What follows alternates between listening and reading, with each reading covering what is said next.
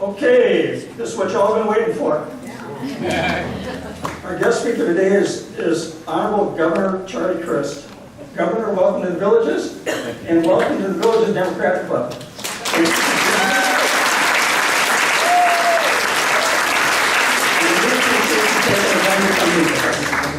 So, if you're ready, the audience is yours.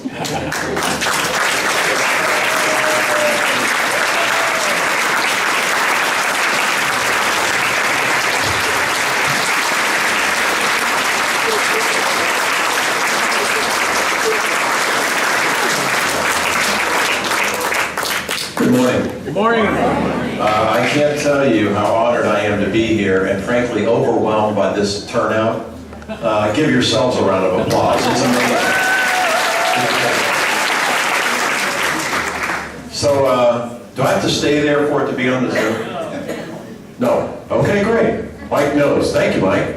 Appreciate that. You're from Minnesota? Yes, sir. How long have you been in the Villages? 7 years. 7 years. Wonderful. And Chris, thank you for your comments and your leadership in Sumter County. Appreciate it very much. I am so happy to be here with you. I had no idea there were this many Democrats in the Villages.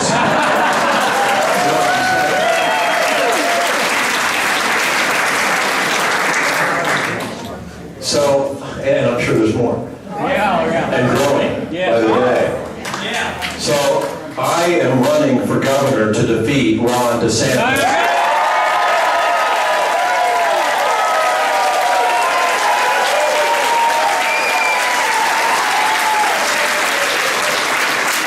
Yeah, it's kind of been a rough 4 years. You know,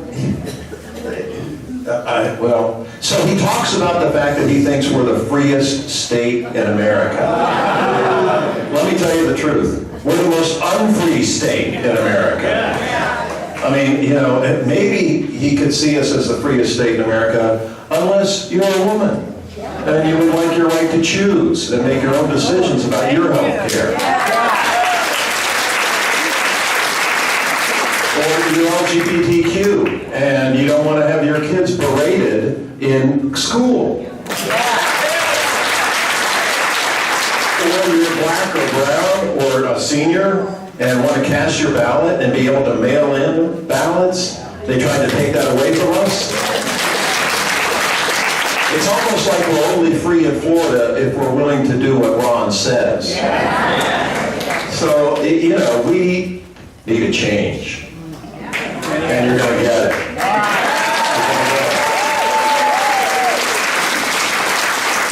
Now, I believe in a Florida for all. What does that mean? For all people. You know, friends, we're all children of God. I don't care where you came from. I don't care the color of your skin. I don't care if you're gay or straight or short or tall or from Minnesota or St. Petersburg, Florida. St. Petersburg, Florida. My God, let me pause for a minute. I just bought this tie a couple days ago to honor Ukraine.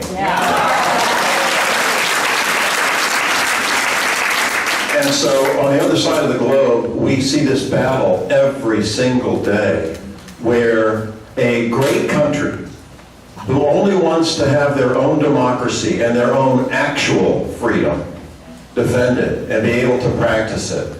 And then we've got this Putin who's awful. He is a monster. And he's trying to oppress and kill these Ukrainian heroes.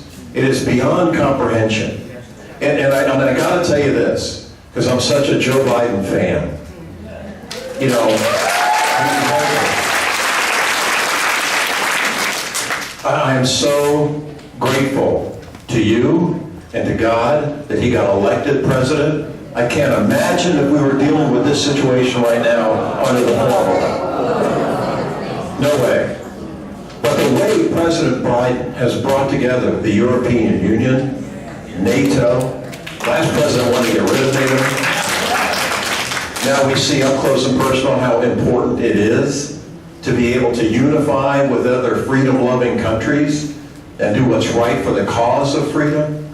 and not have authoritarians ruling over our lives like they do in Cuba, Venezuela, so many other places. But because of what's happening in Ukraine, I think it's setting an example to the world that people who love freedom are willing to fight for it. And so before this thing began, everybody was like, okay, so the great Russian Empire, with a vast military reservoir of resources, is threatening to invade Ukraine. And so many of us thought, gee whiz, if that happens, God bless them, but oh my word, how are they going to be able to stand up to it? Now we're seeing it.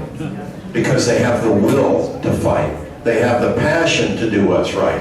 They have the inner strength to do what is right. And they are defeating Russia. It's incredible to watch. It's incredible to watch. And I'm so inspired by it. And so we see these people in Ukraine fighting for their actual freedom, true freedom. And yet we have people in Tallahassee that are trying to tell us what to do every single day. And they're also taking away, they're not just attacking women, they're not just attacking black and brown voters, they're not just attacking LGBTQ, they're attacking teachers. Anybody been an educator in this room? God bless you. And thank you so much for that. But enough is enough, it really is. And I am so honored to be running. I received advice from people who care about me. I represent a great congressional district. It's my hometown of St. Petersburg in the Clearwater area.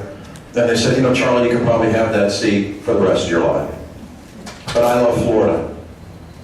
And I love my fellow Floridians. And I see what this governor is doing, and it breaks my heart. And I could not sit on the sidelines and not jump in this thing and fight for you and fight for what's right. So we have to win. We have to win. And he's got all kind of money on the other side. But let me tell you something. In the last presidential election, if it were money alone that did it, our president would be Mike Bloomberg. Just saying. And I love Mike Bloomberg. I think he's a great guy. I think he was a great mayor. But facts are facts. And they're stubborn things. And so I don't care what he has. I don't care about his billionaire donations. I really don't. What is the expression from the Bible? Even though I walk through the valley of death, I fear no evil, for thou art with me. We're on a mission from God.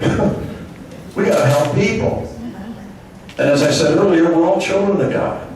And everybody, every single one of you, everybody who may watch this on the Zoom, they deserve to be respected and treated with decency and kindness and compassion. Now, I know those are corny words, but they've never been more important.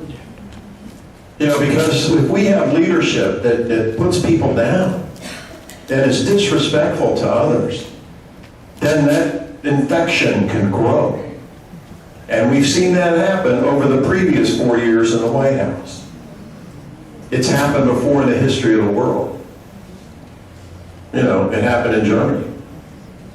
It's happening with Russia today. And the only way to stop it is to stand up to it and speak truth to power. And that's what this campaign is all about. It's making sure we get back our Florida, our decent, kind, gracious Florida. We're the best state in the country. I was born in Pennsylvania. I'm very proud of Pennsylvania. Mike's from Minnesota. I'm sure he's, proud of that. And all of you, you may not have been native born, but we've all chosen to come here. And the Villages is beautiful, by the way. Holy smoke. Really, it is. It is. And, I see the people manicuring as I'm driving over here this morning, and it looks like they must be doing that every single day, practically. I'm sure they're not every day. But it's amazing. It's beautiful. And, you live in a wonderful, wonderful place. But I know the change is coming. Actually, the way I like to put it is there's a judgment coming. A judgment. And we're good. And he's bad. Well, I'm going to call a thing a thing. I was almost calling something else that begins with an E, but I shudder to do so. But they're bad. He's bad. You know, he doesn't treat people with respect. And that's not right. You deserve better. We deserve better. Florida deserves better. And you know what happens in Florida happens later to the entire country. So this is 2022, right? 2024 is not far away. Now I'll tell you what I think the governor is really doing. I think what he's really doing is preparing for 2024. But I think he has made a gross miscalculation. So he is appealing to, on a daily basis, the hard right Republican red meat primary voter, not even general election Republicans. And when he does that, and whoever he attacks on whatever day it happens to be, to score political points, he's forgetting about the rest of our state. You know, we're about a third registered Republicans, about a third registered independents, and about a third registered Democrats. So we're purple. We still are. You got to remember and remind your friends who are a little skeptical about this race. This guy won the governorship 4 years ago by the smallest margin in the history of Florida. Unbelievable, but true. But true. It was like 30,000 votes out of almost 10 million votes cast. So what's the deal? How do you win? Well, you campaign in places where Democrats usually don't campaign. One of those is the Villages. It's not an accident that we're here. So I announced last May to run for governor in my hometown of St. Pete. And then the second day, where did we go? Pensacola, Florida. Out the Panhandle. It's a little red up there. But even though that's true, there's still a lot of Democrats there. And independents. And maybe even a few moderate Republicans who don't like the way this fellow's leading our state. And let me give you the best example I can think of. And this happened about 3.5 weeks ago. So the governor comes up to a press conference. He's walking up to go stand behind the podium, and he sees these kids standing behind him. You see the video? They're wearing masks. Heaven forbid. And he dresses them down, yells at them. And I'm like, I'm watching it, and I'm like, I cannot believe I'm seeing this. And, you know, he talks about parental rights. Well, he took over the parental right that day. I mean, that's how off he is. I mean, way off. And so, you know, when I see people do that, I think he really showed his true character. We saw who the real Ron DeSantis is. Can you imagine working for that guy? I can't.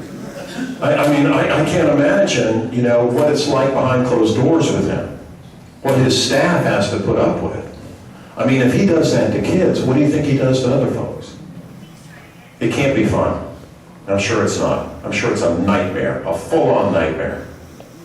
And I know we're going to fix it. Now, we got a primary, right? 2 qualified, good people. But we have to win. We have to win. And I've actually been governor before. I know the job. And I've been your attorney general before. For all you educators, I was the commissioner of education before that. I come from an education family, actually. I had 3 sisters. I lost one, but God rest her soul. She's in a better place. But 2 of my 3 sisters were public school teachers. I'm a public school kid. My dad was a school board member when I was a kid. I believe in public education. I want to support it.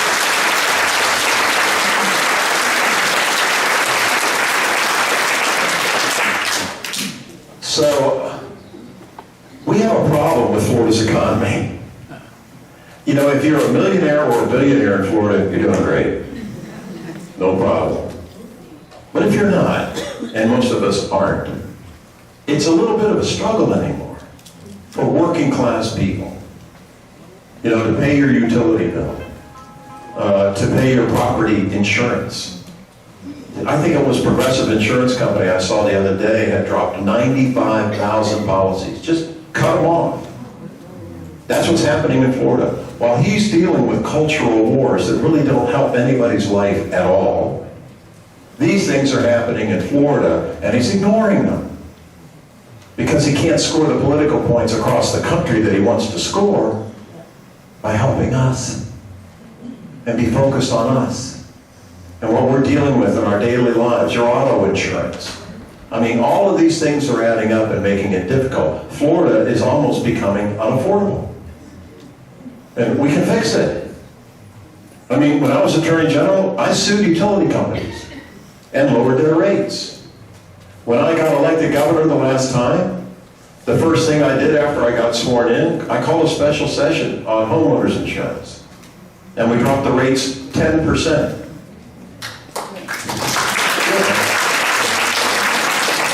It all depends on what you care about, what your focus is. And we once had a great president who said that our government should be of the people, by the people, and for the people. Not for Ron DeSantis, but for the future. So I'm excited about the race. We have these bumper stickers. I see them on your table, Chris. Now, if you don't have a car, you can put it on your golf cart. And we have yard signs. I don't know what the local restrictions are and that kind of stuff, but please take them and use them. What? You can put it in your backyard. Oh, your backyard? Yes. Okay, well, hell of a front yard, I guess. I'm just kidding. But seriously, we need to expand Medicaid in Florida. Really, you know, the fact that we don't do that means that 800,000 to 1 million of our fellow Floridians don't get health care. And you know, here's the deal. The federal government would pay for it. You know, we send our taxes up to, IRS. I'm doing mine next week, a little late, but hopefully not too late. Don't tell anybody. No, but you know what? I talked to my accountant yesterday, and you don't have until April 15th. You have until April 18th. That's for free, a little tip. But in all seriousness, I'm excited about Florida's future.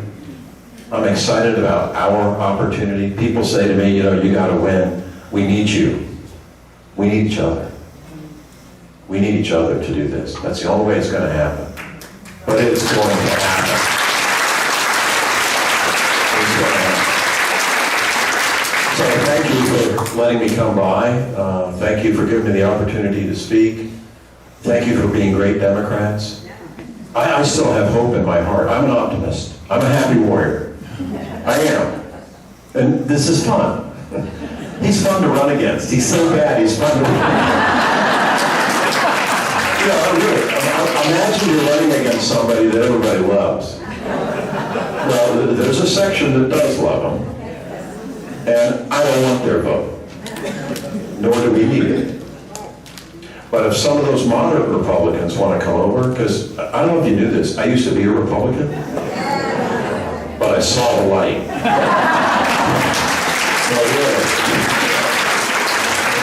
What was the guy named Paul? I think it was Saul, and then it became Paul after God came down on him. He's quit being mean to my son. But I really am excited about it, and I know we have a golden opportunity here. I wear these yellow wristbands every day. I don't know if you can see it, but it's about a rule that my mother and father taught me and my 3 sisters. Do unto others as you would have done unto you.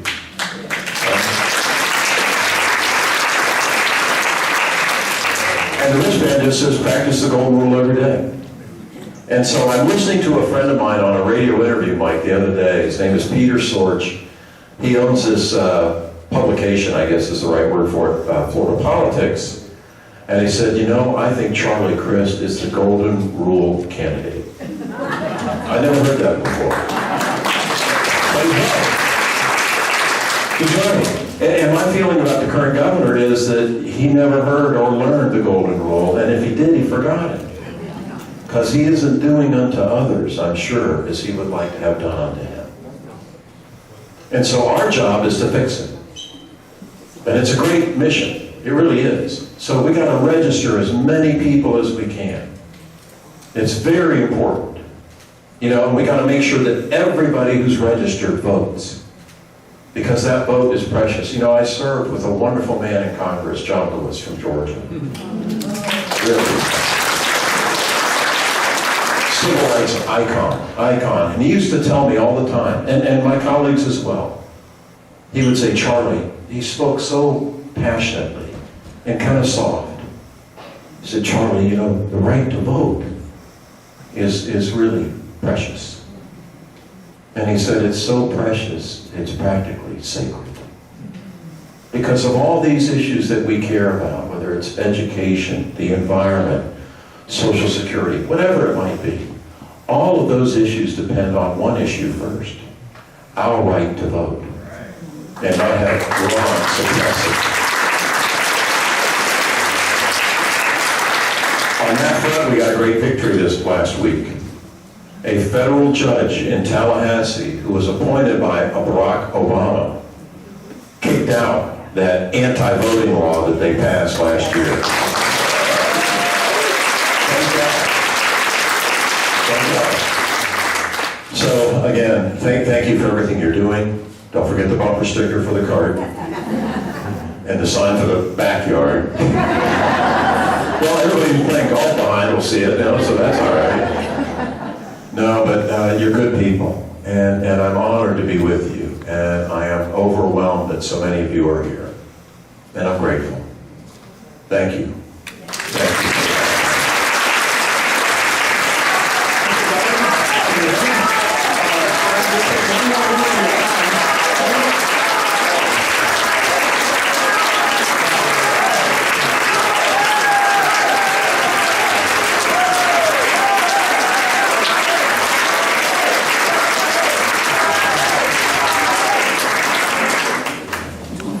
Okay, we're going to go into Q&A, but Governor, one of our members received this note, and you had talked about the political aspirations of our current governor, and that was mailed to from Governor Ron DeSantis and mailed to somebody in Danbury, Connecticut for fundraising. So you were right, you were spot on. Very good. Anyway, let's move to Q&A. Where we can, there's microphones on the side, and there's also, we've got someone moderating the Zoom. So let's start on the right, my right. Thank you, Governor. Thank you, Mike. Thanks for honoring us with your presence. My big question, I think, is on your first day in office, what can you fix as quickly as possible? Well, you know, something I learned when I was governor before is that you have the ability to sign executive orders even before the legislature comes into session. And I'm sure we're going to be real busy signing a lot of executive orders that first day because there's so much to fix, right? And I want to tell you a story about that authority that I didn't realize even when I got elected governor the last time, but experience matters and it helps. So I'm in my office in Tallahassee. This goes back to 2008. Barack Obama was running for president for the first time. And, you know, on election day, big day, but prior to it, we had early voting like for the first time in Florida. And the lines were extraordinary here, particularly in South Florida, but all over the state. And so I got a call as governor from a state senator. Mind you, I'm a Republican at the time. So I get a call from a Democratic state senator, Dan Gelbert, wonderful man. He's now the mayor of Miami Beach. He's great, brilliant. So he calls me up and he said, Governor, are you seeing on TV in Tallahassee these long lines all across the state to vote, to early vote? And I said, yeah. He said, well, you ought to do something about it. I said, like what? He said, I think you should sign an executive order expanding the hours of early voting. And I said, Dan, do I have the authority to do that? He goes, I don't know, but you got a general counsel. You got a general counsel in the governor's office, why don't you ask him? So I asked the general counsel to come down to my office. He came in. I expressed to him what the senator had shared with me. And I said, do you think I have the authority unilaterally, as governor, to your question, to sign an executive order to expand the hours of early voting? And he said, no, sir, I don't think you do, Governor. And I said, well, I'm a lawyer too. In fact, I was your attorney general. Let's have a little discussion. Why do you say that? What's the statute say about signing executive orders? He said, well, it basically says that the governor can't sign an executive order unless there's an emergency. I said, okay, let's play this out using the Socratic method. I said, we're a democracy, right?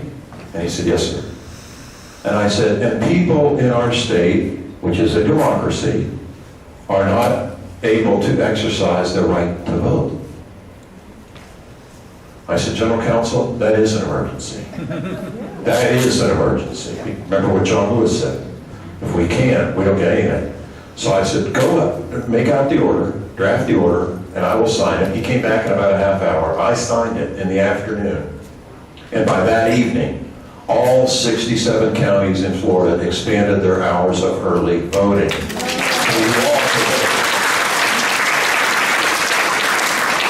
And so this is about 2 weeks before Election Day itself. And I had Republicans call me and say, Governor, I think you just threw the election to the Democrats. And I don't know why you would do that. And I said, well, I don't know if I've done that or not, but let me tell you something. When I got sworn in as your governor, I did not get sworn in as the governor of the Republicans of Florida. I got sworn in as the governor of the people of Florida. So, thank you for the question. We do a lot of executive orders, and some that people don't even think we probably could do. But you don't know until you try. Thank you. Thank you. Mike. Okay, on the left, Ash. Hi, Governor. Yes. I have been listening to your words. I'm running for state representative, and I want to make sure you win in Sumter County and Fernando County, which are my counties, for the election. I'll be speaking your words from now till election day. Thank you. That's the toughest question I've ever got. God bless you. Seriously, thank you, sir, and thank you for running. Okay, on the right. Hello, Governor. It's a pleasure meeting you today. You too. There are roughly 27,000 homeless people in Florida. Even worse, more than 10% of them are veterans. As governor, do you have any plans at all to try to alleviate that problem? Yes, and it's a huge problem. And it breaks my heart that it affects so many veterans. But yeah, there is a little-known fund, trust fund in Tallahassee. It's called the Sadowski Fund. And it's hundreds of millions of dollars that are set up for housing to get people to be able to have a roof over their head that they can afford. This governor has gutted the funds that were in there. Gone. And, we're not in the middle of a recession. And in fact, they just had the largest state budget in the history of Florida that he's about to sign into law. And so if I'm governor, we will protect that Sadowski Trust Fund for housing and make sure that it's utilized all over the state for veterans and anybody else who's having a hard time putting a roof over their head. And more than that, though, I would encourage local governments, too, to help out in this area, because it's a huge problem, it really is. I'm from St. Pete, I told you that. We just elected our first black mayor, Ken Welch, wonderful man. Great guy. And one of the things he did at the very beginning, after he got sworn in, was say, we're going to have a housing fund right here in our community so that we help people in the same predicament. I would encourage all mayors to do that all across our state. Thank you, sir. Thank you. Very good. Hi, good morning, Governor. Thank you again for being here. I am a very proud retired New York City teacher, taught for 30 years in what we call in the business the hood, serving the underserved, grades K to 9. My question to you is, what are you going to do, or what can you do perhaps, as governor, this horrific, on so many levels, and I'm saying this professionally, not personally, what we call down here the Don't Say Gay bill. It needs to go. It is going to do incredible damage. It already has. It already has. You're absolutely right. And thank you for having been a teacher. And I just want you, after hearing you speak, I'm going to be out there campaigning for you like gangbusters.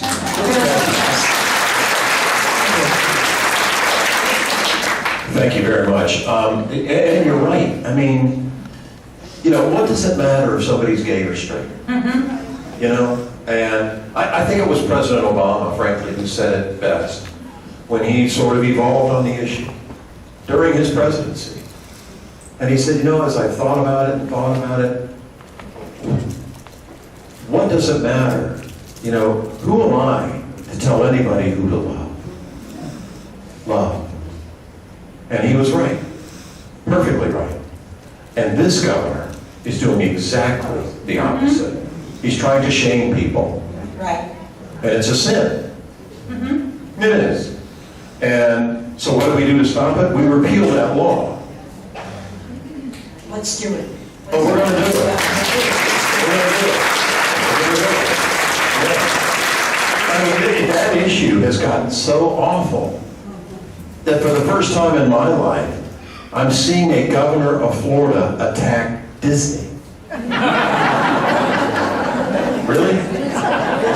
Mickey Mouse? I mean, how low can you go? It's amazing.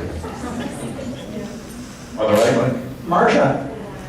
Marcia. Governor, so, well, one of DeSantis' legacy. Your mic is cutting out. One DeSantis' legacy is Marcia, come on up here and use mine.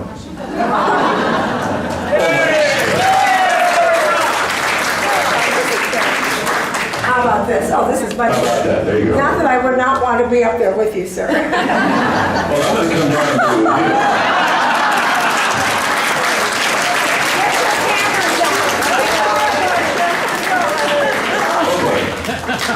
Well, one DeSantis legacy is a public school system that is reeling from lack of funds and community support.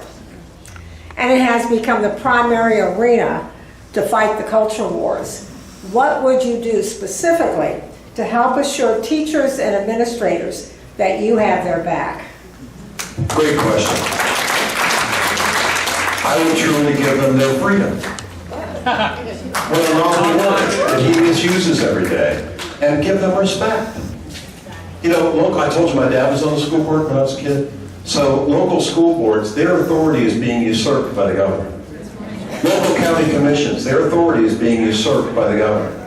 Local city council, their authority, Marcia, is being taken away by the governor. And yet he says we're the most free state in America. Well, stop lying to us. Because that's not what you're doing. You're doing exactly the opposite, Governor. And I would do the opposite of what he is doing, to your point, and respect him. You know, when it comes down to how you treat human beings, or a school board, or a teacher, it really does come down to one word, respect. R-E-S-P-E-C-T. What was that? Great singer. Yeah. Aretha Franklin. You got it, girl. All right. I understand you have a plan for seniors. What is it? Oh, well, it comes back to the same word we just talked about. But so my dad's 89. My mother is 87. I love them with all my heart. They're doing great in St. Pete. Well, actually, Mom's in a wheelchair, but her spirits have never been better. She's doing great. And it's respect them. Respect. I'm a senior. Shoot, I just turned 65 this year, so a friend of mine told me, oh, so now you're in Club Med. And I said, I've never been to Club Med. He goes, Medicare. Anyway, but it really is to respect our senior citizens. One example, the fact that the governor signed that bill that would make it harder to mail in ballots. My 89-year-old father, my 87-year-old mother love to vote by mail. Right? I do too. Yeah. Particularly if we're in a pandemic. So that's one thing. But, and then I talked about the other issue of healthcare and Medicaid expansion to make sure that more of our fellow Floridian seniors and otherwise get the health care that you deserve and protect Medicare, and not fight against it. And Social Security. These things are so important. I have voted in Congress to protect pensions. That's for seniors. And I'll keep doing it. And as your governor, I'll advocate to my former colleagues in Congress to keep protecting it, to keep fighting for our seniors. Because if they're fighting for them all across the country, it's going to help Florida too. And those are just part of the things that I would do. Thank you for the question. Very important. Let's start, Phyllis, is there any questions on the Zoom? Phyllis, can you hear me? Okay. Okay, let's come over here, Governor. Good morning, Governor. Good morning. You can just call me Charlie. But if you want to get used to it again, that's okay too. Enjoy freedom. Governor Charlie. Good compliment. One of the things that I haven't heard a lot about, but I think is maybe the most important, is climate change. Here in Florida, our coasts are getting inundated underneath by salt water. All these high-rises have steel supports going down into that stuff that are going to be rusty. It's so much less expensive to take care of things before they happen than remediate after. What can we do for that? That's a great point. Climate change is extraordinarily important. It certainly is important to me. So I live in Pinellas County. St. Petersburg, Clearwater. Pinellas County is a peninsula. We're surrounded by water, the Gulf of Mexico and Tampa Bay. It's the peninsula on the peninsula of Florida. We are the state that is most susceptible to rising sea levels. Number one. I'm the only governor in the history of the state of Florida who held a summit on climate change. Elect me and we'll do it again. And to your point about the condos, we all tragically saw what happened in Surfside.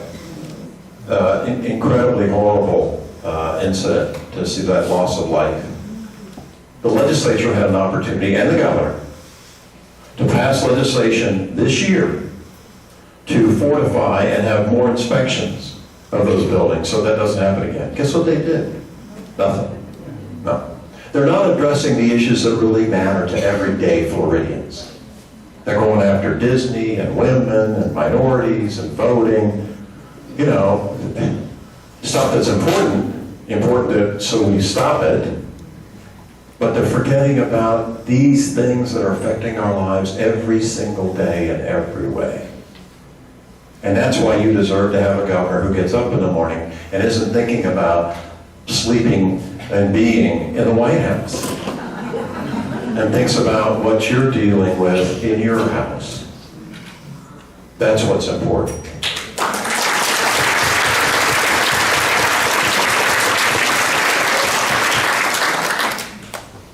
As we know, the opposition feeds on fear tactics, and one of the things they're spreading is that Democrats want to have a state income tax, and in Florida, and if you could elaborate on that. Sure. Listen, if I get elected governor during my term, you'll never have a state income tax.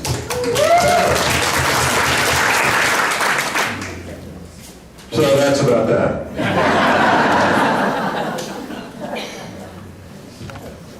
Thanks for being here. I'm so proud to hear you and hear what you have to say. I raised the question with the villages about flags because and I got the message back that the village ruling on that is that flags are neutral, so that it's okay to have a flag in the villages. Did you say that they said flags are neutral? Are neutral. Yeah, right. So why don't we get some neutral Crist flags that we can put out in the villages?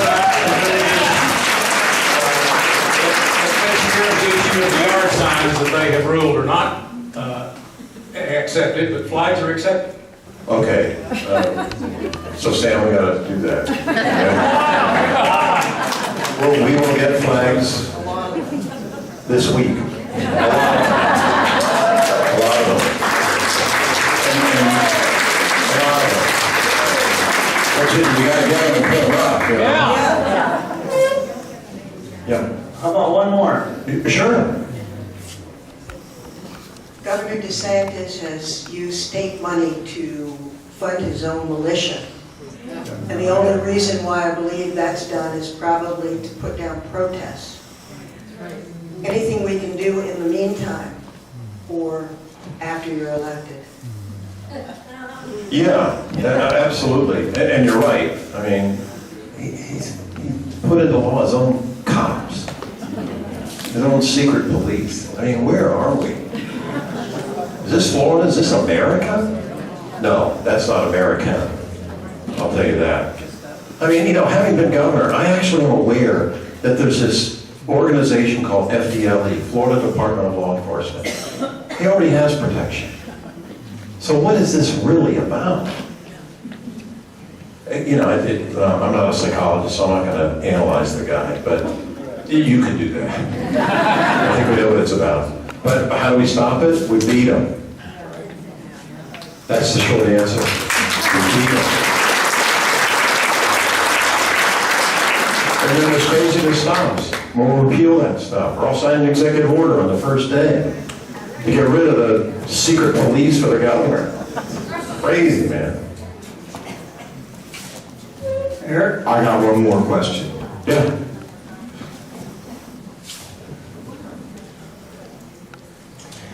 Good morning. Good morning. I campaigned for you when you ran as a Republican. I was a registered independent, but I knew that you had a great vision. Hopefully you and I have been forgiven. Yes, we have, and I've met you many times. I am in the hospitality industry. I am a villager, but I work still. I have a question about the tourism for the state of Florida. We are the #1 tourism state. So in light of what DeSantis is doing with Disney, and I don't believe it'll stop there, I think he'll go on to the other attractions. What are you doing to work with the Hotel Motel and Lodging Association, Visit Florida, Visit Orlando, to support this ridiculous battle that he's putting out there? And I hope he understands that 80% of the people that work for Disney are from the the gay and lesbian community. So he has a big nut to crack with. But what are you doing to support our industry here? Because we rely, if we don't have that industry, those taxes will go up. No, I know. We need to do everything we can to make sure that we protect tourism. And a big part of it was the climate change thing. Because people come here because, in my opinion, Florida's so beautiful. I think Florida's the most beautiful state in the country. Really. And, you know, some places up north are pretty in the summer. Although the snow's not ugly, you know, for a day. But, you know, in all seriousness, we have to protect tourism. Because I think, you know, protecting tourism by protecting our environment, the environment and the economy in Florida are uniquely intertwined. As I said, because people come here because she's so beautiful.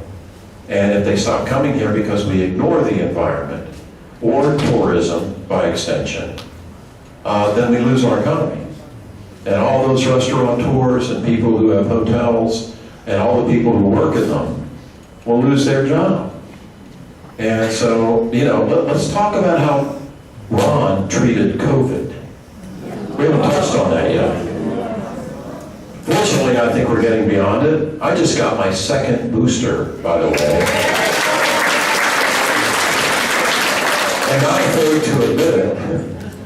I remember they were asking Ron on Fox, because that's the only network he goes on. And then asked him if he got a video. He goes, well, that's kind of a personal decision. I really don't think I need to share with it. And who checked him on it? Donald Trump. He He said, I see these politicians wanting to admit they got a booster, and you know why, he said? And the interviewer said, no, why?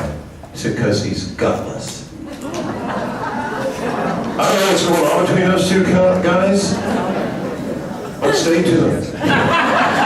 We'll see what happens.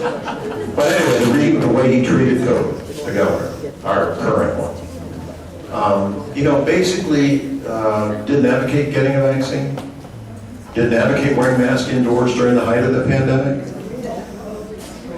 Said that he signed an executive order that you essentially couldn't have masks in school. That was personal to me. And let me explain why. I have a 5-year-old niece. She goes to school for the first time last August, 1 month after he signs the executive order, no masks in school. And so after 2 days in school, nobody was wearing a mask in Pinellas County. They didn't challenge the governor. She got COVID. 5 years old. So she goes home at night, of course. And when she did, she ran into her 2-month-old sister. 2 days later, she contracted COVID. So while you have a governor who is laser focused on scoring political points instead of protecting people, we pay the consequences and suffer as a result. And I guarantee you, that's not unique to my family. You know today that almost 80,000 Floridians are dead from COVID. Over 5 million have contracted the disease, and hopefully most gotten over it. But I can't help but think in my own mind, if our governor would have been a responsible leader and believed in science and scientists and healthcare professionals, how many more of those almost 80,000 would still be with us? Or how many of the 5 million plus would not have gotten it? Leadership matters. And in this case, to what we're talking about today, elections matter. They matter in a big way, a big way.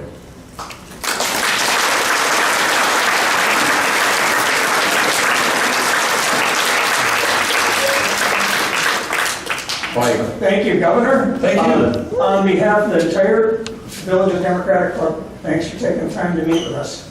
We appreciate it. It's an honor to be with you.